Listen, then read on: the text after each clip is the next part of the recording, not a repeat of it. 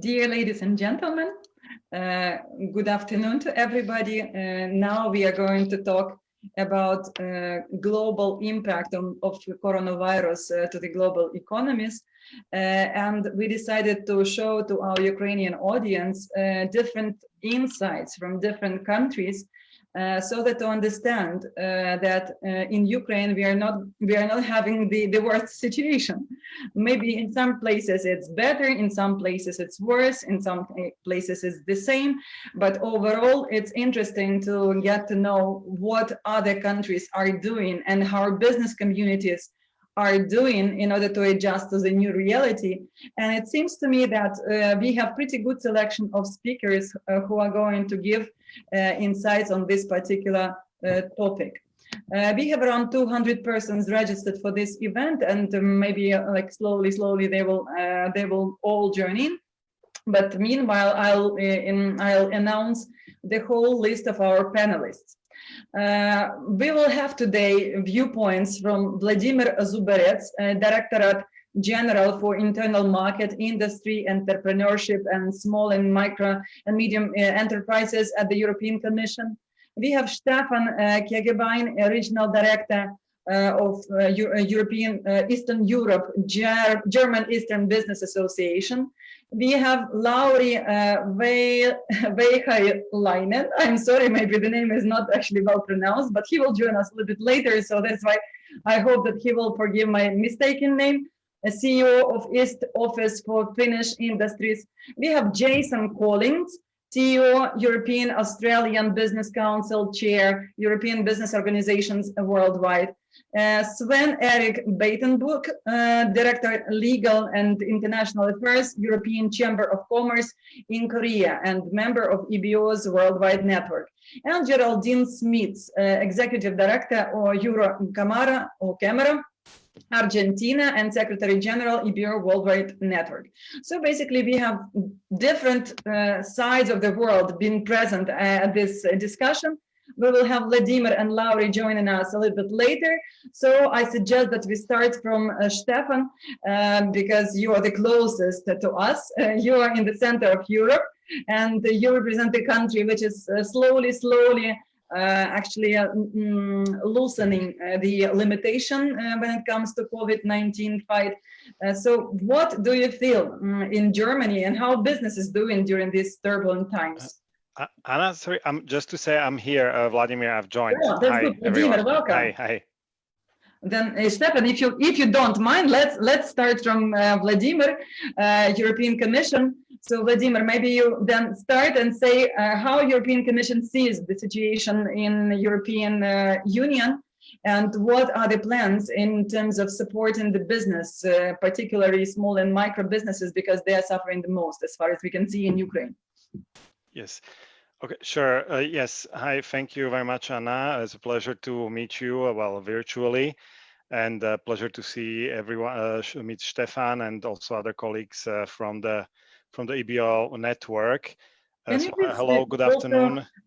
Switch on the camera so that we can see you, because yeah, sure. You know what? I'll try to wait. Yeah, here, because my daughter uses this computer as well, and she presses all kinds of buttons. That's fine. Yeah, there we go. Oh yeah. Hi everyone, there we go.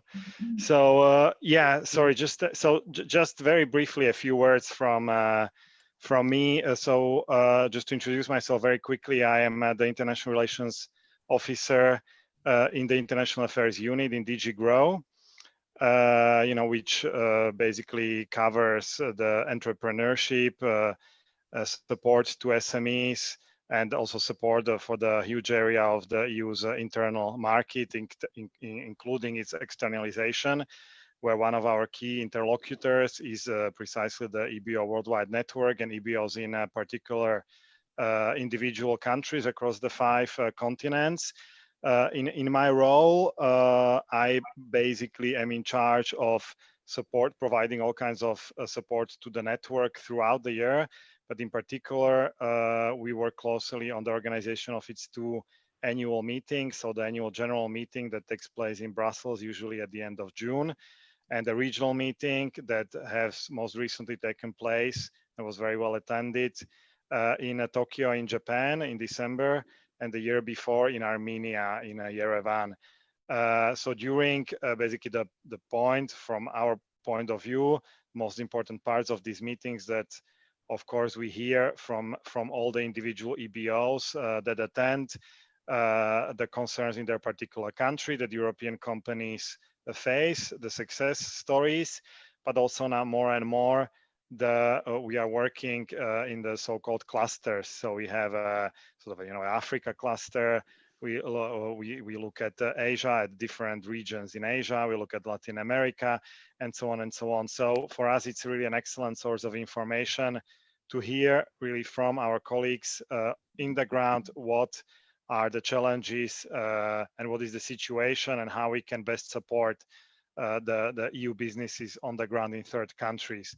What we try to provide, on the other hand, during these meetings, what we do provide is, of course, the contact with the decision makers, the policy makers from the Commission, as well as from other institutions. So whether these are colleagues from the European Parliament or other organizations in Brussels. So usually, invite a number of high-level speakers from across different DGs to brief the EBOs on key developments, whether these are related to FTA negotiations or implementations of FTA, as was the most recent case in Japan with the big EPA agreement that has been signed and is being implemented with Japan.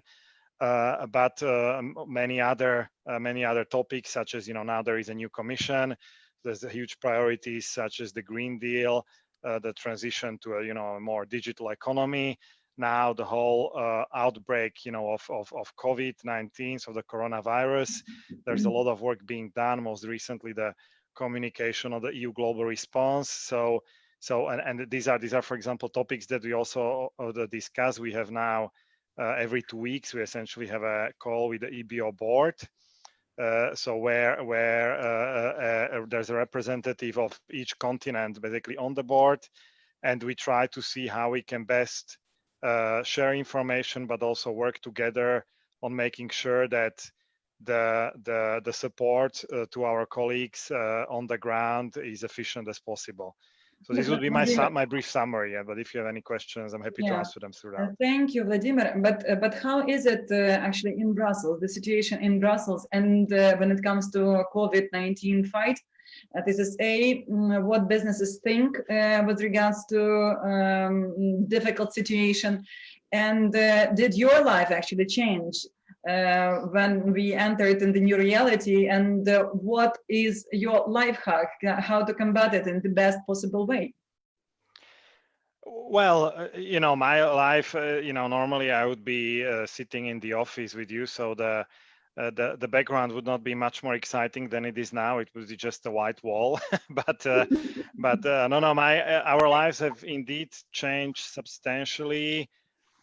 Because we are at home and we are, most of about 95% of the Commission staff is teleworking, which considering everyone else included is close to 30,000 people or so. So of course this was also a big test of the IT capabilities of our servers, of making sure that they are secure, they are efficient, but also organizing the work, which on a personal level, I have small kids, so it does present a challenge because my wife works as well, and we both have to work and homeschool the kids as well, the older one.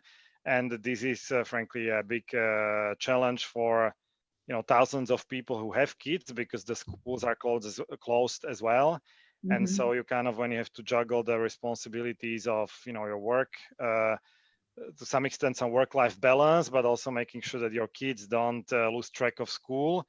This is a bit of a challenge. But in Belgium in particular, this is not speaking on a European level. I mean, Stefan from Germany will certainly add, a bit on the German perspective. In Belgium, there is a discussion about some kind of reopening of the schools within the next 2 weeks. And we will be able to go to the office in some type of restricted, limited way. So some of us will go back, but there will be more social distancing. No kisses, no hugs. Sorry. No hugs and no kisses. Yeah, no hugs, no kisses. But I mean, for the commission, which is a big, you have to make decisions that don't apply to 20 people, but that thousands of people will have to follow. So, most of you know that the best meeting places in the commission are the commission cafeterias, which of course will now, and the source of much needed, often very relevant information. But these will be open, but you won't be able to sit down there and discuss things with colleagues. I mean, everywhere you'll have to install, sanitizers. People apparently will be provided face masks. But this all has to be put in place for basically for thousands of people. So we'll have to see how quickly that can be rolled out, considering we are not. We are a separate entity. We are not the Belgian government, or we are not a private business, or that will be paying for it. I mean, it's. But this is. I mean, so much for it. It will work one way or the other. I think what is more, of course, unfortunately, the more worrying situation is in the real world. Where, of course, a lot of that with every day, I mean, then we are all in the same situation that unless there's a very few countries like Taiwan that are basically running now almost full speed because they managed to contain the outbreak very early on. A lot of in Belgium, they say that about 1/3 of SMEs are at risk of going out of business, basically, already at this stage. So, which is a huge number. Also for a company like Belgium, where, well, I mean, everywhere in Europe, SMEs pay a huge part of the economy, but in Belgium, I mean, certainly that is the case, and I think that's why there is also a lot of pressure on the government to sort of end the lockdown or extend, make the lockdown, let's say, more liberal and allow more businesses to operate. Thank you. And most likely the airports should change their expressions and all, because I remember Brussels was kiss drive near the airport. So basically, kiss should be actually lifted over just drive when the taxis are Yeah. No kisses already. So let's move to Stefan. Stefan, how's the situation in Germany and German businesses? Do you feel that they will cope with this new reality and this new crisis? Thank you very much, Anna, and hello to everybody following this session. And thank you for the opportunity to share some thoughts on the situation in Germany. Of course, we have similar issues following the lockdown like in other countries. So we had the well-known closings of schools, of kindergartens, of retail shops, of hotels, of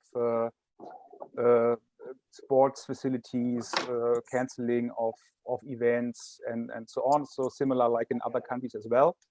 But we didn't have any general shutdown, for example, of public transportation or traveling or long-term long-distance trains in Germany, and no general shutdown of companies. There was only the imposed that restaurants, for example, had to close, and like barber shops, for example, those types of shops, but no general lockdown and no general restriction of public movement. Of course, you need to have substantial reason to leave your flat or your house, like for work or for obtaining food or for doing some single sports activities.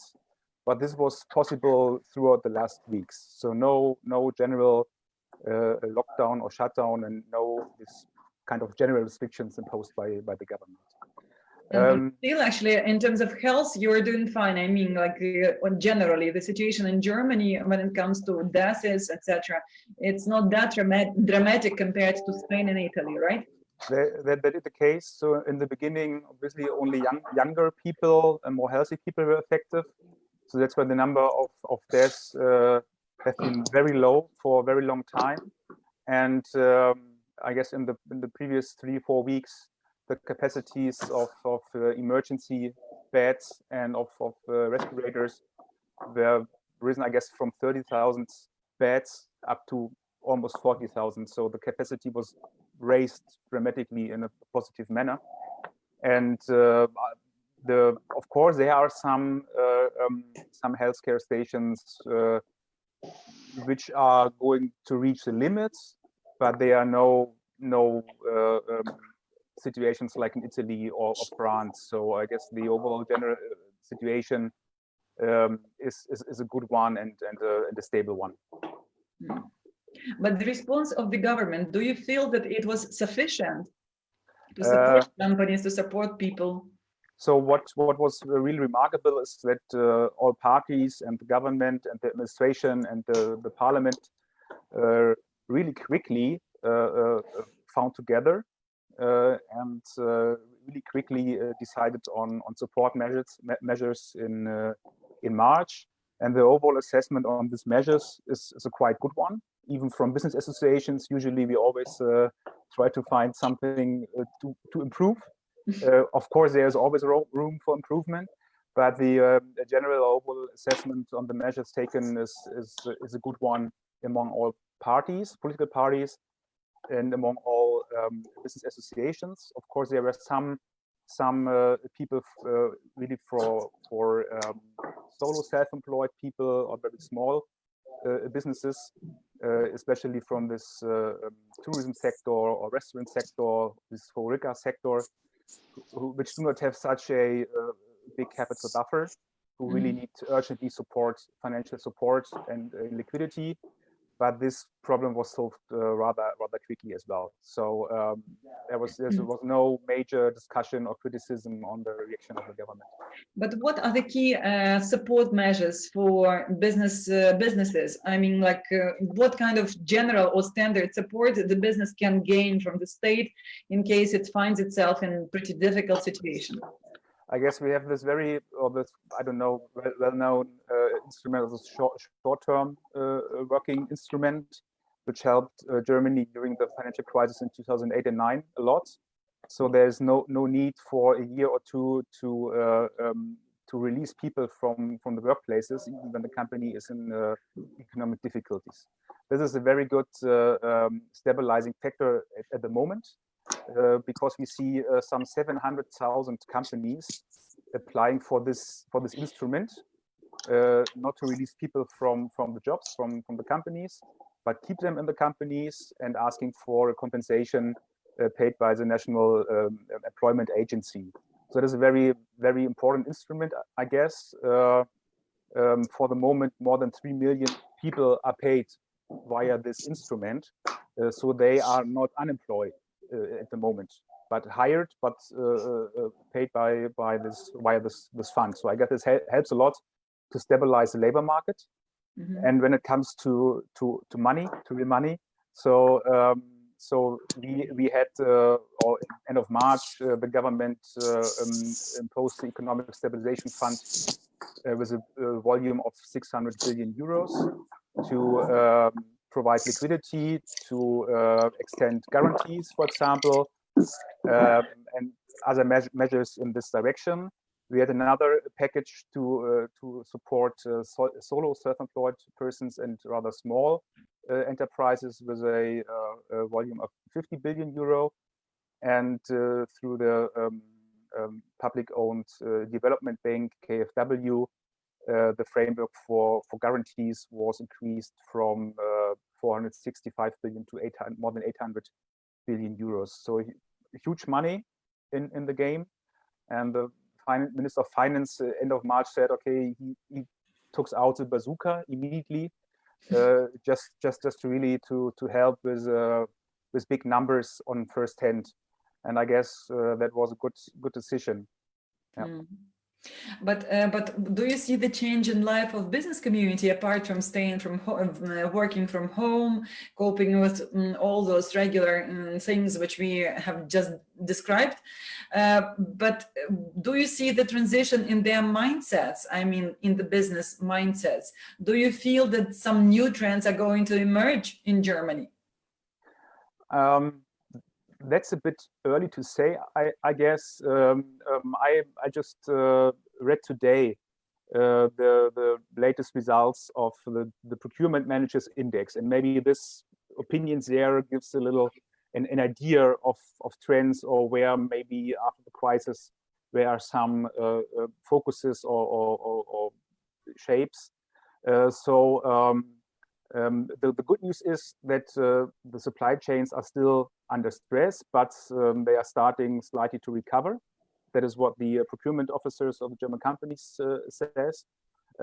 Interesting trend for the next year, I guess, will be that we will have a new category of strategic relevant products like face masks. So that means maybe a factory could not produce cars when they do not have face masks. So rather cheap products could really humble a production line. So that's very interesting trend. I guess for the next year we have to face this trend. The procurement officers they will I guess make the topic of digitalization even bigger, to monitor better supply chains, to have more transparency in it, and of course to manage the risks more proactive and more in a digital manner. More proactive, I guess it's the most important trend. And there is no panic in Germany at all. There was end of March some panic when it comes to toilet paper, but at the moment everybody who invested his money in toilet paper is a poor guy. So and maybe the last trend, and maybe that's a topic for Ukraine and other countries in the close neighborhood of Germany or Western Europe, is that we will have even stronger trend to regionalize the procurement and to shorten the supply chains. So that was a trend we saw in the previous 5 to 6 years, but I guess that will get more speed in the next years to make the procurement process and the supply chains more resilient and less vulnerable. Thank you very much, Stefan. Let's move to Finland. Lauri, thank you for joining in. It looks like that our idea, which we have born during our conversation, have come true. So we are having this global discussion with regards to how businesses feel in this new reality, and how the situation is in Finland. Do you see some new trends that are emerging? So what's your take? What could I say? I think Finland has coped quite well with the pandemic and the crisis. We have roughly 4,000 cases, 172 fatalities, and we were a big skeptic when this whole thing started, because we actually had the youngest prime minister in the world, Sanna Marin, but she has actually done a really good job. She's an excellent communicator. She's very calm, and at the age of 34, I think she has done a really good job. She has even made mistakes. The government has made mistakes, and they have admitted that they have made mistakes. Like which? They, for example, did not control the people who arrived back to Finland at the Helsinki airport, and they were allowed directly to go to the community instead of going to quarantine. They did a big mistake with not joining the EU with purchases of face masks and other equipment for the doctors. But the worry is that Finland had, at least at this stage of the pandemic, that we were expecting to have quite a lot of deaths and fatalities. It seems like that those anticipations are not going to happen, at least not for now. The country is closed. I have been in my summer house for 6 weeks now, outside of Helsinki, with a very strong Wi-Fi. There's basically no people on the streets. Gatherings of maximum 10 people are allowed. Police actually comes and stops you if you are more than 10. But now on the 3rd of May, so next week or after the May holidays, the government announced yesterday that they will make a decision now where the schools could open for the last 2 weeks of the school year. So kids have been doing distance work for about a month and a half now. The business as such, I could actually put the companies into 2 groups: those who have cash and those who don't have cash. And of course, the government has taken pretty firm actions. And as you know, we have very high taxes in Finland. We pay over 50% in some cases tax, but we also have a very good social security system. And in these situations, I've been very happy to pay the 50%, because the government has been, in my view, taking pretty good care of their people. Companies, especially restaurants and cafes, are in deep trouble. So the government has actually been giving out cash to those companies, up to 100,000 euros in some cases. And then, of course, the banks have been flexible. Mortgages have been postponed. There's been discussions with the landlords for retailers that the payments can be not paid or at least deferred, so that the cash position is not jeopardized. And but the main challenge for the companies here, as probably most of the Europe, is that the lack of visibility. The Finnish GDP will take a big hit. It will be up to 10%. And my personal opinion is that it will be my children who will actually be still fixing this situation. I spoke to a hotel operator here in Finland, and I also spoke to our national airline, and they said that it will take up to 2 years to stabilize the airline routes in the world, and it will take between 3 to 4 years to stabilize the hotel business. So the big change in Finland will be the change in consumer confidence and the customer behavior. People will not travel immediately. They will be spending their money here. So the domestic travel will probably improve. But with the unemployment, we have now roughly 400,000 people who are temporarily unemployed up to 90 days. And of course, the spending power will significantly decrease. And this will be a big challenge, that how to regain the consumer confidence in our country. And I think this is also something that the government is really heavily depending on, and thinking that, should we open up and allow the business to run, or should we go more with the health focus and keep the businesses closed? And yesterday they actually announced that they will do some kind of a hybrid, that they will ease up some of the regulations and limitations of movement and these kind of things, but they will also at the same time allow people to open business gradually. For example, gyms will open tomorrow, but I don't think that we have full visibility, and neither does the government. And the Prime Minister actually said it very clearly yesterday, that she doesn't know. They take the situation day by day. But what I appreciate with her, that she's very straightforward and honest, and that is very, very good, because then people know at least what should happen. But I believe that's in short how we are. So I think the overall feeling in the country is, I see some people with masks, but surprisingly, it hasn't really spread out. The epicenter of the epidemic is Helsinki, and we have, I think, 1/3 of the infections or the cases are here. But Helsinki is a small place; it's 600,000 people. So, but now the percentage of somebody who carries the virus is less than one additional person that is contaminated with the virus, and I think in Germany it's 0.7. So that is the level when you can start to open up. But that is in short how we are doing here in the bit of north of Europe. But you are doing fine, what can I say, because you are coping pretty well compared to other countries. But do you see some sort of new trends emerging in business? Because when we talked with you a few weeks ago, you were saying that e-commerce is going to boom in Finland. Maybe real estate business is going to be reshaped. So do your projections still remain the same? I think in every single country, the e-commerce will be very high on the agenda. Second issue is logistics. What we hear is that the logistics business has just exploded. It's of course a consequence of the thing that, things have to move when people can't. One of the things that came up quite strongly was that there will be a lot of restaurants and cafes who will be dying. They will not be able to recover. And it's especially with the small and medium-sized businesses.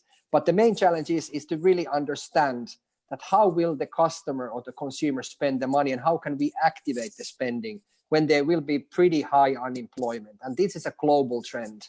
And it's nothing specific to Finland. But as a whole, there is some kind of a confidence here that things will turn better. I mean, we have a law here in force now that was last time executed when we had the Second World War. So it's really like this force majeure or unexceptional circumstances or whatever it's called. But it is really I think that people are confident in a way that there will be a better day. We just have to make sure that this doesn't, we now navigate safely through this, and then that there are no second waves of epidemic, and that's why it has to be taken care of in a good way.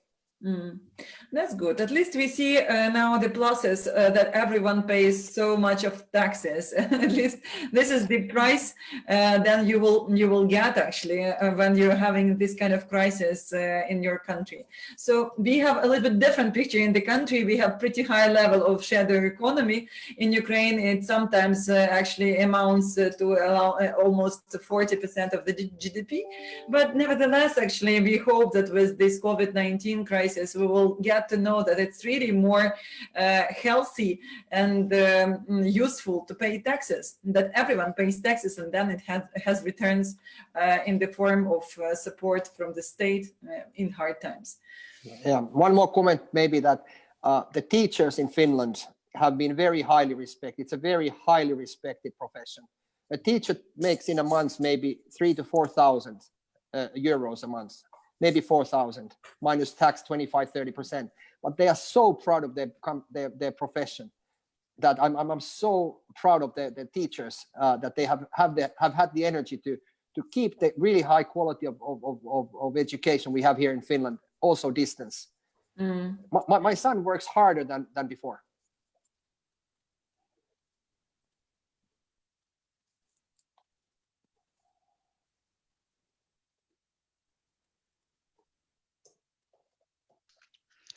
I guess Anna has some issues with the Wi-Fi, but let's move on with the speakers.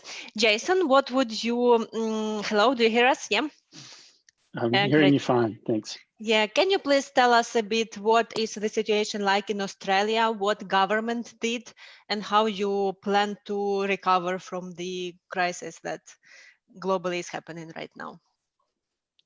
Sure, thanks, Julia, and hi to everyone around the world. It's great. It's a great initiative to bring such a group together, and I hope it's very interesting for everyone. So greetings from Sydney in Australia, which is very far away, I think, from everybody else.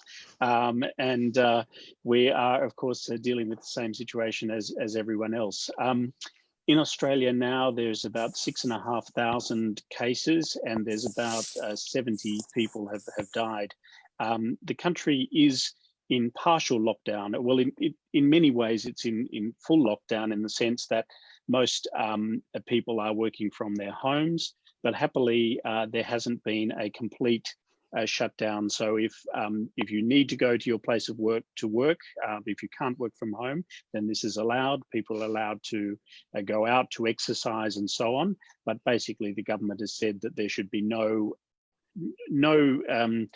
visits to people's homes, no gathering together. So certainly no groups are allowed to meet, or parties at people's houses, etc. So all of that is certainly not allowed. Just to be clear, you are still allowed to go to offices and you work as usual. Yes, you just do not organize large events, right? Yep. So to be clear, almost all companies in offices, then there is no one working in the office. But the government hasn't forbidden people to go to offices. So I am most of the time going to my office, but all of my team, they're all working from home. So so you will find the center of the capital cities, the business districts are all very much deserted, but there is not a complete lockdown in the sense that it is completely forbidden for anyone to go to their place of work. The situation a few weeks ago was that Australia was getting rates that looked like it was on the same trajectory as, say, Italy was, with 500, I think, cases in one day. What the Australian government response has been extremely effective, and the country really has rallied well together. The steps that were taken were to, I think, very early shut the border to flights coming from China in particular, and then that was then extended to other countries that had were becoming hotspots. There have been in fact, most of the infections in Australia have come from international movements. So Australians coming back from Europe, coming back from Asia, and from the US as well, actually, has been a strong feeder of this. Interestingly, it's been cruise ships with often elderly people have been the most disastrous. So there have been just one particular cruise ship has been found that almost everybody was infected, but unfortunately a number of people, as the previous speaker has mentioned, were allowed to go back to their homes without being quarantined. That was one of the mistakes that was done. But nevertheless, happily, today, I think the rate of new infections was just 12. So the situation is definitely improving. And now, of course, the debate is becoming more pronounced on, well, when can social distancing be relaxed? So that everyone can get back to some degree of normality, or with, I guess, some staged return to normality. It's expected that school students will be going back to their schools in the next 2 weeks, and that that in the next 3 weeks that some relaxing of the restrictions will occur. It's also been mentioned that we've seen in Singapore, in particularly this week. I think Sven in Korea as well. I think there's been also an incident where relaxing of rules has led to a reinfection wave. So of course, everyone is concerned that that this may happen. So in terms of the response and the impact on the economy, so Australia is a country with 25 million people. So it's a sort of middle size, if you like, country, not as big as Germany, but sort of bigger than others. It has a very strong economy. In fact, up until now, Australia has had the longest period of continuous economic growth of any country in the world, around 26 years, I think, of constant growth. Of course, we don't know what will happen, but we expect a very sharp decline of around 10%. And although the prediction by the governor of the central bank just a couple of days ago was to expect a very sharp increase again once things have been relaxed. So with the possibility of 6% growth GDP next year. So there is strong hopes for a V-shaped recovery, a very strong recovery after some obviously a sharp decrease. In employment terms, the employment figures have actually been quite resilient. There is expectation, a worst case scenario, that it would go to 10%. Unemployment currently, or before the crisis, it was 5%. So this is, of course, a very key thing the government is focused on.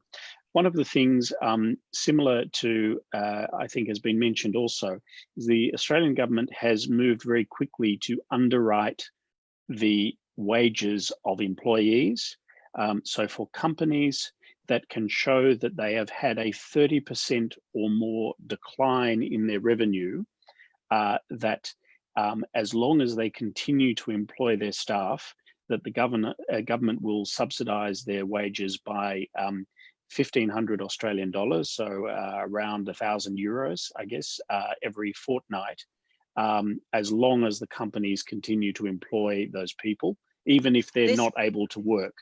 This applies to all businesses, all kind of businesses, any companies, or all kind of businesses. Yes. Yep, all businesses are included, and I think there are 3 million companies that have registered for this this scheme. In terms of stimulus, this has been, I believe, of relative to GDP, it is the largest fiscal stimulus by any country in the world. So far, it is around 320 billion in stimulus measures, which is over 16% of GDP. This is going through a mix of tax relief for companies, the worker, the Job Keeper program, it's called Job Keeper, so people stay employed. It's also in grants to businesses that are experiencing difficulty with their, their operating expenses and so on across utilities and so on. There've also been a very strong focus on particular aspects of the business model. So, for example, the government has forbidden evictions for people either from residential housing or from or commercial rents for non-payment of rents. There's been deals done with property companies, but also with the banks as well to support the property companies who are losing their revenue from not getting paid as well. So overall, I think the people in Australia have been very impressed and have been very, I guess, reassured that that we will get through this crisis. But of course, I can't otherwise give the impression that there is hardship. Of course, there's major hardship for those companies who are involved in hospitality and tourism, education, so many different sectors. And these are all very important parts of the business environment in Australia. Tourism is a massive employer. These, of course, have all been wiped out. So there's a lot of unemployment, and yeah, there's a lot of hard times to come. Yeah, but generally it seems that Australia has a very nice situation, like if to compare it to other countries, and the thing that you are so far away from everybody may be beneficial in this case for you as a country in a whole. Do you see any trends in business? Oh, you have Anna again. Yes. You see, this is also the difficulty. You have internet. Yeah, we have just heard that Australia works very well during this crisis. They do not have any restrictions even to go to offices and to work not at home, but as we usually do. That's the plus of being distant, you know, Yulia. That's the pluses of being distant from Europe and elsewhere, you know. To be in this is exactly what I have just mentioned. And the last question to you: do you predict any trends in doing business? Like, what will be the major changes? Is it already time? Can you now comment on this? Do you see any of the trends, new trends in business? New trends in business. I think the whole question of global supply chains is, I think, a massive area that is under review. Australia also has a very strong economic relationship with China. It's not its major partner, but it's the major export destination for Australia. So China buys a lot of predominantly raw materials from Australia, but then also Korea and Japan are equally very big suppliers. So one of the things that's been interesting that the government also moved very quickly to do in Australia was basically to say that all new investments in Australia, every one of them, regardless of their size, would now go through a screening mechanism. I know this has been an area of contention in Europe, particularly after the global financial crisis, on how particularly important parts of the economy or infrastructure, ports, etc., electricity and so on, energy distribution, that what is allowed in terms of foreign ownership of these assets. So I think if anything, there's going to be a really important strategic review of how supply chains, how investment, and how a number of other logistics, certainly, of course, and cybersecurity, etc. These are all going to be critically important areas as part of the response. Okay, thank you very much. Anna, will you go on? I can actually switch to Sven Erik and ask how the situation looks like in South Korea. Sure. Because what we see from Ukraine, that actually you are doing fine, and that you are a very disciplined nation, and basically you're coping with the COVID problem quite quickly. Is it real?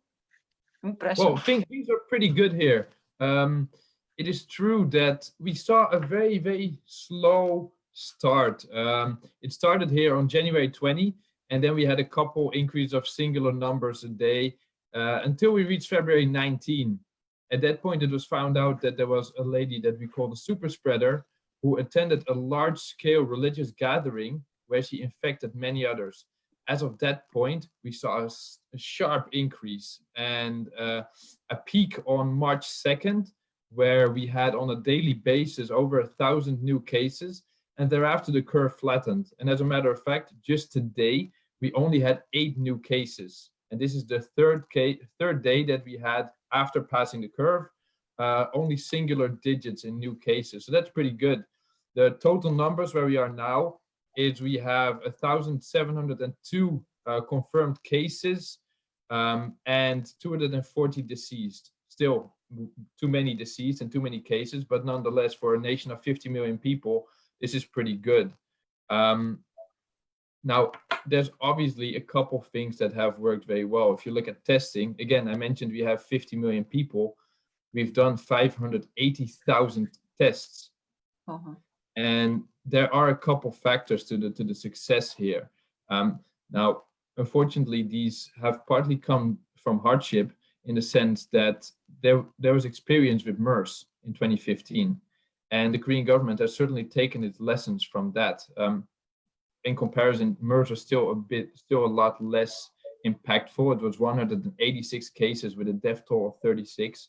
But again, there have been important lessons learned from that. Now, the first one there is quick action. The moment that China released the genome of the COVID-19 virus, Korea allowed basically the pharma companies here to start creating test kits. And this really made it possible that the moment it hit Korea, the test kits would be done. Detect and isolate based on cell phone location and credit card data. It's very important to take quick action and to avoid the further spread. And this really has helped in deterring.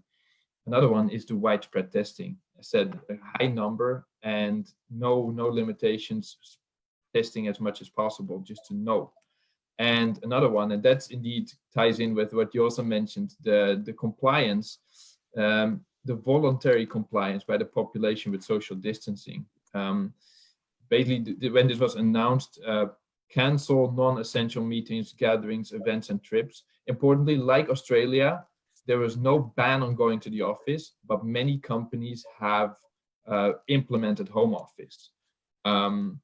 There are obviously no shaking hands, keeping 2-meter distance.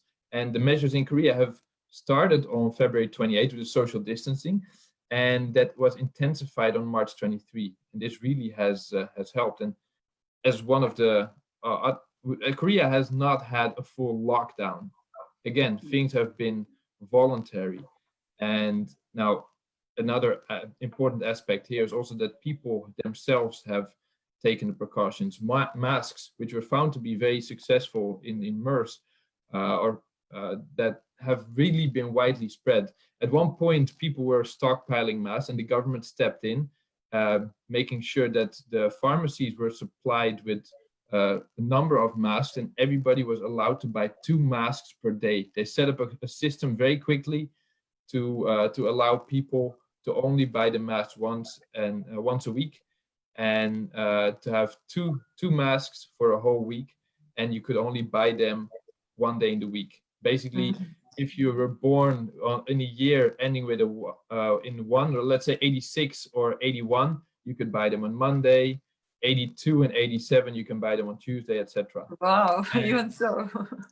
It's very organized, and that's actually up to today. That's still going on. And I said the promotion of the use of masks, which again were already very common, and the washing of hands.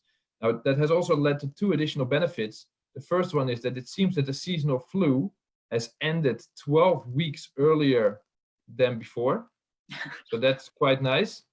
And obviously the reduction in traffic. At the peak time that the reduction was up to 25%, went down, the total traffic went down to 25% of the regular amount. So that's one quarter of the regular amount. So that's pretty good. Now, obviously, when we look at the economic impact, that's obviously a different scenario. Korea is a very export-related country. We've seen that the demand has shrunken. In the first 20 days of April, there was a 27% decrease in terms of trade. 27%. Oh. That's the first 20 days. And that already follows a fall in March of 0.5% year on year. Korea's economy, basically the governor of the Bank of Korea has indicated that it will be difficult to reach 1%, but the IMF has forecast a decrease of 1.2%, and the Korea Economic Research Institute a fall of 2.3%. So we're gonna be, it's gonna be pretty rough. And we've also seen already in the first quarter that total foreign direct investment has decreased by 16%. Now that's only one quarter year on year, but this will certainly continue. But what will be the response of companies? Do you see some sort of transition in companies' mindset, how to adjust in the best possible manner to the post-crisis time? Yeah, well, I mean, many things that we have seen here also in the trend have happened. Obviously, a lot more things online, trying to some extent also to be more creative. And here, it's, to be really honest, it's difficult to say. It depends very much on the industry. Again, we're very export driven, but what we've seen, luxury companies, the duty paid luxury companies, there has been an increase in the sales. Whereas duty free, there's been a massive decrease. Obviously, again, as also mentioned, the logistics, that's coming up a lot. That's a sector where we see a boom. Pharma, obviously, again, with the Korea test kits being so successful on a worldwide basis, now being distributed to 120 countries globally, that those are sectors where we've seen big impacts. Now, the negative impacts are obviously felt by SMEs. And they're, like in other countries, there will be certainly SMEs that unfortunately are not able to keep their head above water. And there has been a couple stimulus packages made available, which is very good.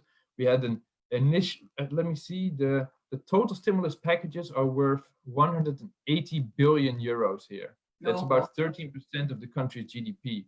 Now, to put this in comparison, in Japan, it's been 20% of GDP, and in the US, 10% of GDP. Now, I would imagine that obviously in total numbers for the US, there's more stimulus package provided, but still a 13% GDP stimulus, that is pretty significant still.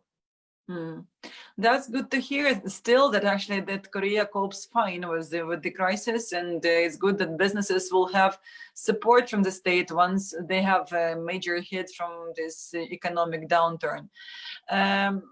Let me switch to Geraldine and to Argentina. So how the situation looks like in Argentina? Geraldine?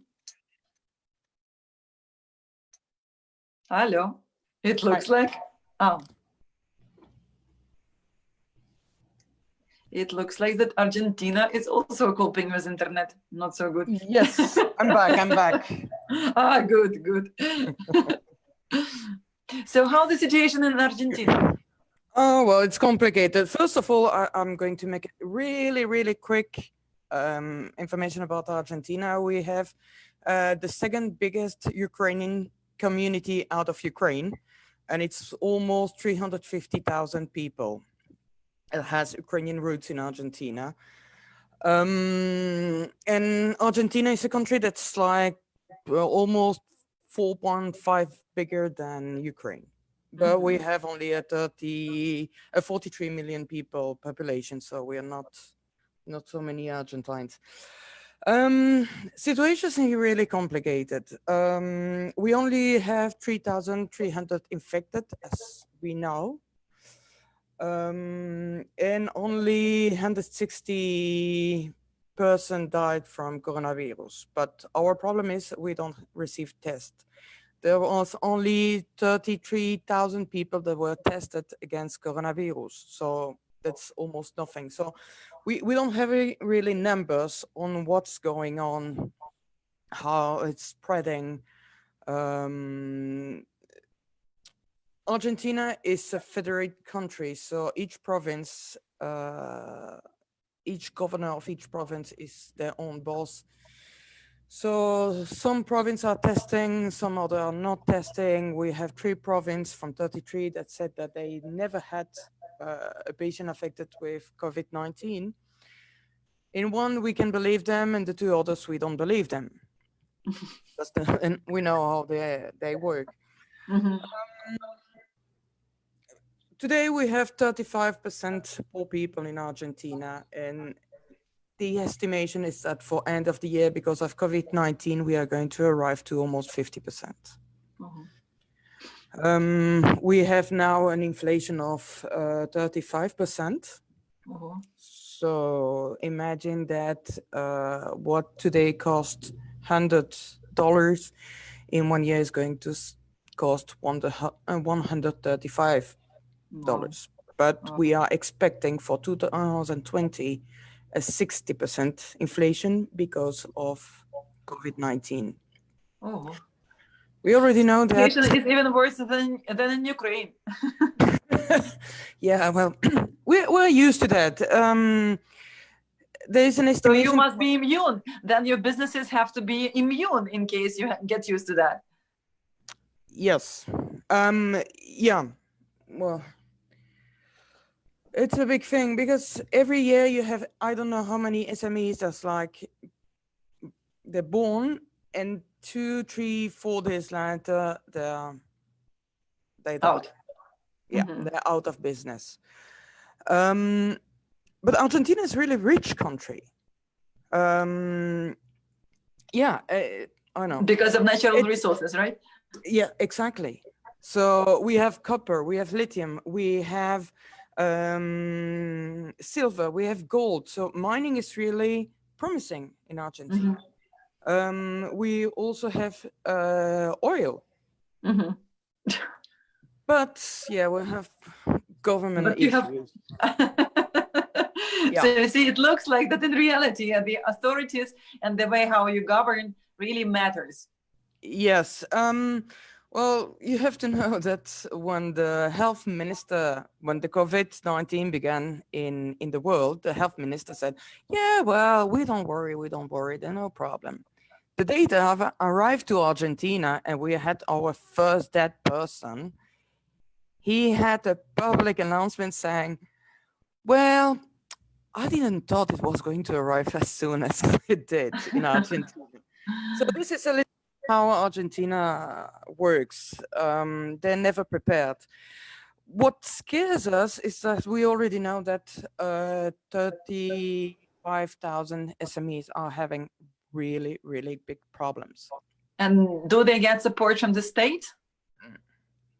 It said yes, but they never, until now, only I think 5,000 received credits. But you have to know that the state decided that you can have a loan, you can ask a loan, but with an interest of 24%. Okay, you're going to tell me if you have an inflation of 60%, what is 24%? But for a company that is not allowed to work, even 24% interest is a lot. When the pandemic is going to end, not for decree, by decree, they're not able to fire people, but when the pandemic is going to be ending, we already know that mostly 500,000 people is going to be without work. So, but how can the government help those people if even they are now in default? That's so it's a second crisis. We have three fundamental crises in Argentina. We have the health crisis with COVID-19, the economic crisis, because we declare ourselves in default. And after that, we have the social crisis. So like I said, Argentina is 43 million people, but Buenos Aires and surroundings are 13 million people. 30, yeah. No, 13. 13 million. but almost half of that is poor. So now we have the military in the streets around Buenos Aires serving meals, because those Wow. people are working in black. They don't have a formal work. So because we are not allowed to be on the street. You can go to the supermarket, you can go to the pharmacy, but no more than that. Accountants are not allowed to work. Notaries are not allowed to work. If you need to sign a contract, because life goes on, you're not having contracts signed, not under Argentine law, because e-signing a contract is not allowed in Argentina. So you have to put that contract under another country law, like the US, like in Europe, to be able to at least try to function. The numbers of exportation and importation, we don't have them. Wow. Because nobody is working. So we had the case of some companies that were receiving containers. So you have two kinds of importation. You have the automatic and the non-automatic importation. We have more than 1,000 items that are not automatic importation. And for a non-automatic importation, your permit is only for 90 days. It's really short. So with COVID-19, of course, all those non-automatic importation took more than 90 days, 95, 98. So you have to ask for the renew of the permit, but nobody's working. So you don't have the renew of the permit. And you have to know that a container that stays in the port is $1,000 a day. Wow. So we have some European companies that like received 15, 20, 30 containers. For how long will they be able to pay for those containers to stay in the port? It's really complicated. Okay, Jordan, really, thank you so much for your piece of news. And it's so sad that you have such a difficult situation. I can only say to you that you should stay strong and healthy, of course. But nevertheless, we've got really a very good global view from all the speakers, how the situation looks like in different parts of the world. And it looks like that indeed, if authorities are doing nice and fine things, it's possible to go through this turbulent time more easy. So let me wish to everyone who took part in the discussion really to stay in good health, in good shape, and let's hope for better. And let's hope that we will become stronger as soon as this turbulent time will be over. Thank you to everyone, and till new meetings.